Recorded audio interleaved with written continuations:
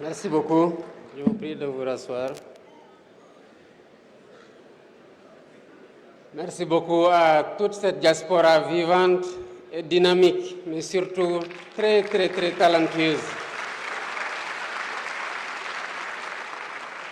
Le temps des discours et des prestations, mais aussi de ce que le réalisateur a pu nous montrer comme visage, nous avons vu tout ce talent, toute cette créativité et tout ce désir de vouloir bâtir ensemble le Sénégal que nous voulons.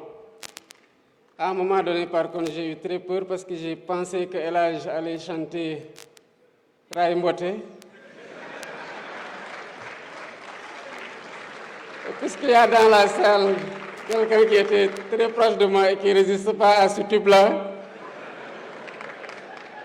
j'avais peur que vous voyiez des choses que j'ai vues dans le véhicule de la campagne électorale.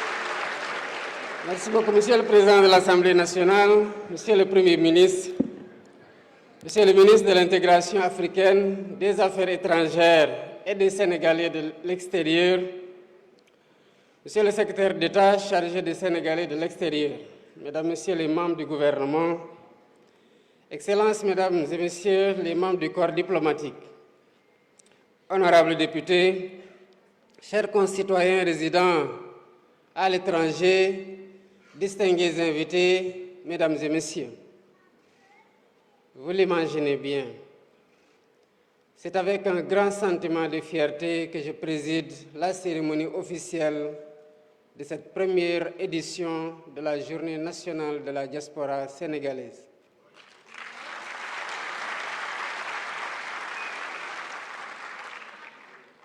C'est une journée symbolique consacrée à celles et ceux qui, tout en vivant hors de nos frontières, restent profondément ancrés dans la vie, l'histoire et le devenir de notre nation.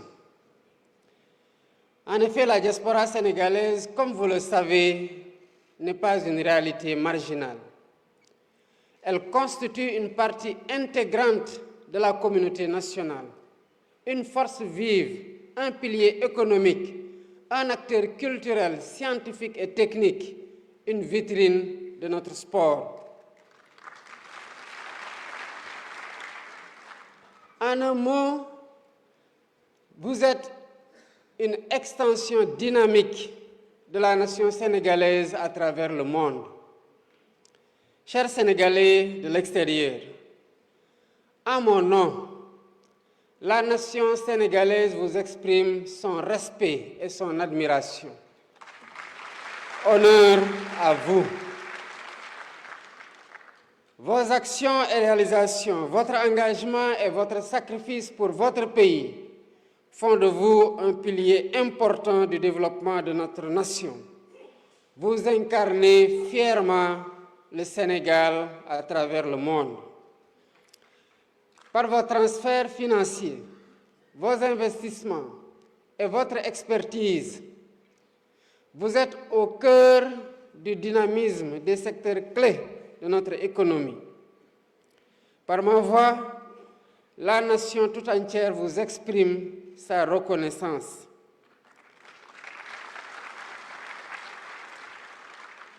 Mesdames, Messieurs, avec notre diaspora, la vision est claire. Nous voulons bâtir un partenariat inclusif, durable et mutuellement bénéfique, en établissant un cadre de dialogue permanent et dynamique.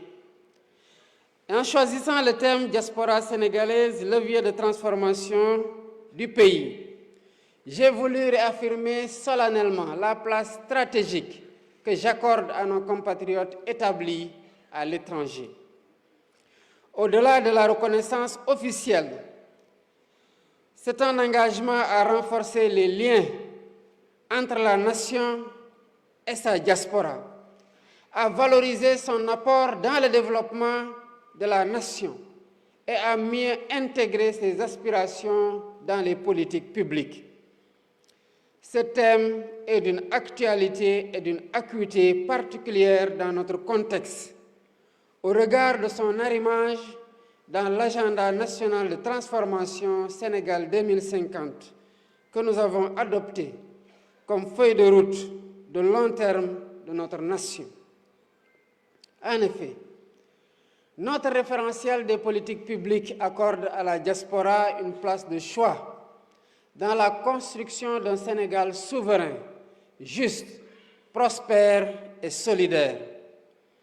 Il nous invite à une réflexion essentielle sur la place de la diaspora dans le développement national et la citoyenneté active, à inventer de nouveaux ponts entre les Sénégalais de l'extérieur et leur administration, à bâtir une communauté nationale sans frontières, unie dans sa diversité, fidèle à ses valeurs et résolument tournée vers l'avenir. Sous ce rapport, mon ambition est de faire de la diaspora un acteur clé des politiques publiques et du développement national.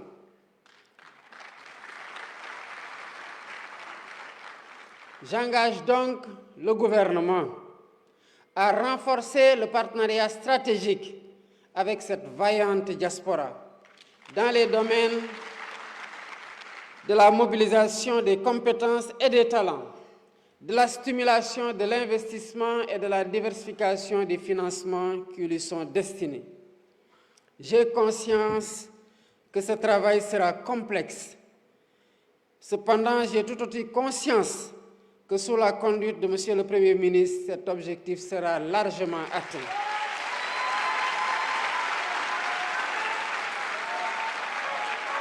C'est pourquoi je lance un appel aux acteurs non étatiques, aux partenaires techniques et financiers, à se joindre à nous et à conjuguer leurs efforts en vue de renforcer cet engagement.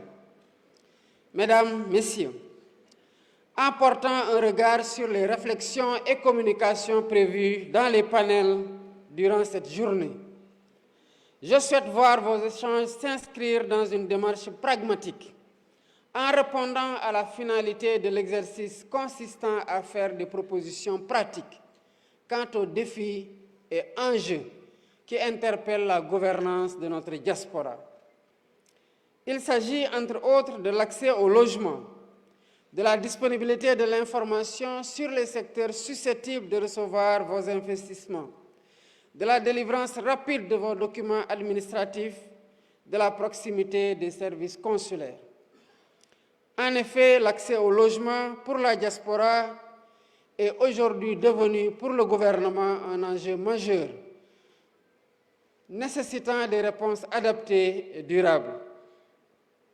Il appelle la mise en place de politiques publiques fiables, de dispositifs financiers innovants, sûrs et des partenariats solides permettant de garantir un habitat décent, sécurisé et conforme aux besoins des communautés sénégalaises établies à l'étranger.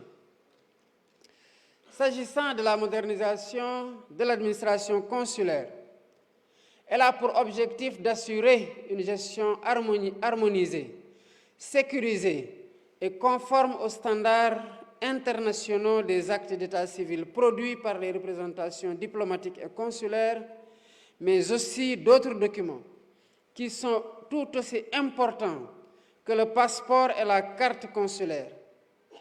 De grandes réformes intéressant ces deux documents seront sous peu mises en application. En somme, 3 objectifs sont visés. Il s'agit de simplifier les démarches, d'améliorer l'accueil des usagers et de garantir une plus grande fiabilité des documents qui seront délivrés. Le renforcement de la protection et de l'assistance de nos compatriotes à l'étranger demeure un chantier qui me tient particulièrement à cœur.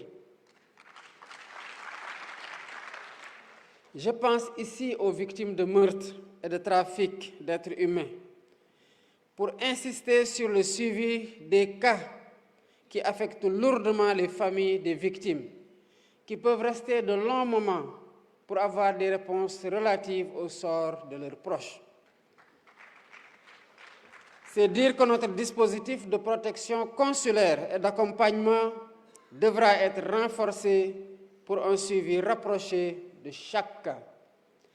Mesdames et messieurs, la mise en œuvre du New Deal technologique rapprochera davantage la diaspora de sa terre natale.